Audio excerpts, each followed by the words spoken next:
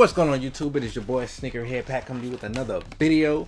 Got those lost and found Jordan 1s. Picked up that size 9. You see it.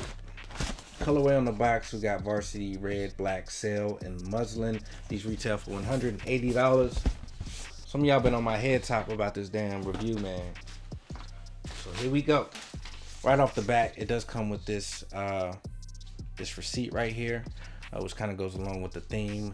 These are the lost and found Jordan 1s. So obviously the theme is if you were to find this shoe brand new from 85, this is kind of, you know, what you would see.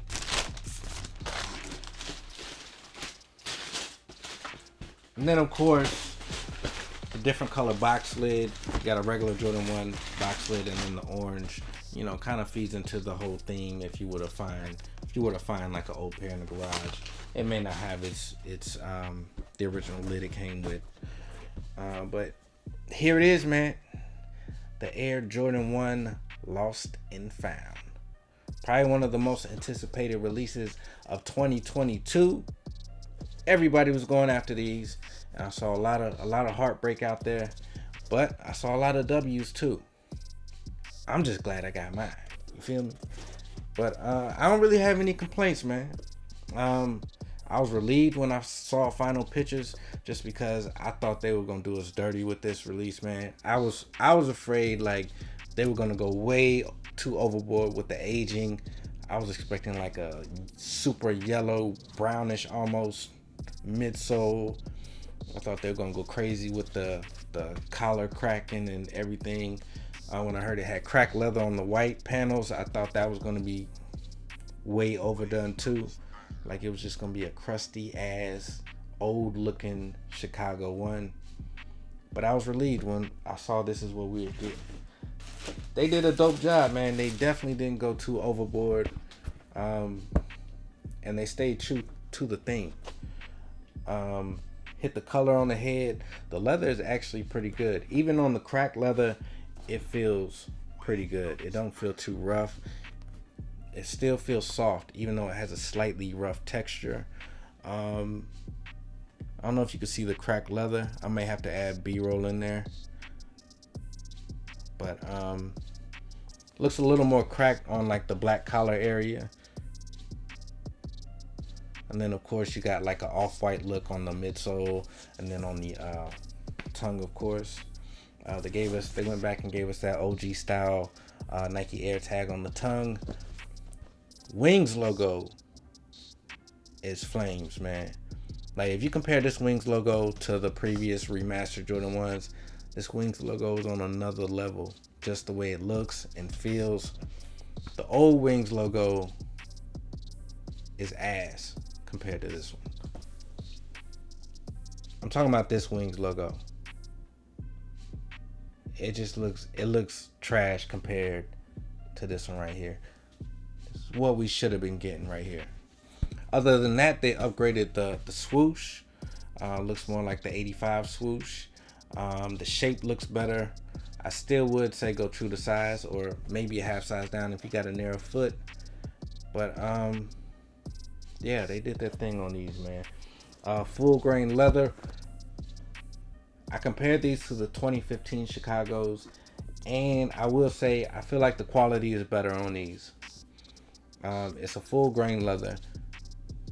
It's not as soft, but the panels, they actually feel thicker, and they still actually have a soft feel to them. It just feels like they have to be broken in a little bit. And I feel like it's actually real leather, because if you run water on this leather right here, you'll actually see it absorb water. And I learned that was one of the telltales, that the leather is actually real, if it actually can absorb water. 2015 Chicago 1s, it just rolls off the surface. It won't absorb the water no matter how long you leave it under the water. So I think this leather is actually a lot better than the 2015. I think these will break in, and over time they'll look better as time goes on, the more you beat these up. But that's just my opinion. Even the cracked leather, even though it has like a rough texture kinda, it still feels pretty decent. So So overall, I think they did a super dope job on these. Only thing I probably would add would maybe be the sizing on the inside of the sock liner like they had in 85. Other than that, these shits flames. Dope. I know a lot of people took an L on them. I don't know what to tell you, man. It's just one of those shoes that everybody's going for, which is crazy because nobody really hyped over the Chicago's before 2015. And even in 2015, it wasn't that crazy. Don't get me wrong, 2015 Chicago's were going for like 350 to 400 when they first came out. But the only thing that took them from like 500-600 and skyrocket from there would probably be the off-white Chicago's. The off-white Chicago's are probably what took the Chicago ones to a whole nother level, because people would see how much they were and they would want to know more about the Chicago. The hype from the Chicago off-whites made the original Chicago just bigger than life itself. Like, a lot of people feel like it was the last dance, but as somebody who was looking to buy the 2015 Chicago's from the time they released, I just never got around to it, and I watched as that price steadily went higher and higher. It didn't go out of control until that off-white Chicago came out. That's when the shit started just getting crazy. And when it got up to like 900, that's when I realized I was never going to be able to get them if I didn't pull the trigger soon. And I resold some stuff that I got for retail, and that's the only reason I ended up with the 2015 Chicago's myself. But yeah, the Chicago's have never really been something people were crazy about. Matter of fact, probably like 2011, 2012, people talked about the Royals like people talk about the Chicago Nows. I feel like the Royal ones were bigger than Chicago's, 10 years ago. And something a lot of people don't realize, the Chicago one has only been released in its original form 3 times. The 85, the original release, the 94, and then the 2015. Those are the only 3 times that Chicago has ever came out in its original form in that whole 30 plus year time frame. We've had patent leather, we've had the Chicago's with the Jordan branding, the Jumpman branding, and then we've just had a whole bunch of different renditions of the Chicago's, the Lows, Spider-Man's, Off-Whites, 1.5s. Everything else has just kind of been a different version of the Chicago, just like these right here. But the actual Chicago one in its original form has only been released 3 times. Retro twice. And prior to 2015, I don't think I ever really heard people going crazy over Chicago's unless you were like a Jordan 1 enthusiast when no one cared about Jordan 1s. So it's definitely crazy the amount of love this damn shoe gets now, because some years back, I don't think they were really on too many people's radar unless, like I said, you were some Jordan 1 enthusiast when Jordan 1s weren't even hyped.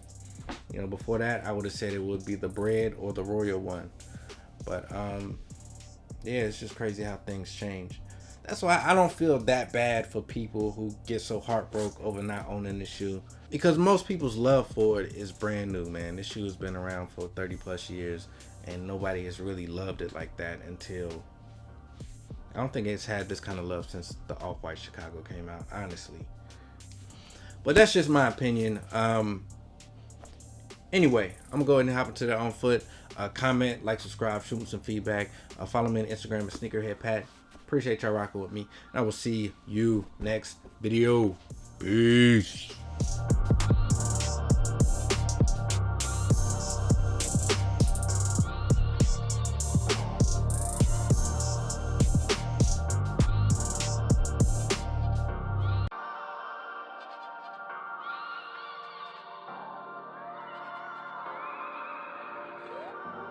Waiting on this girl.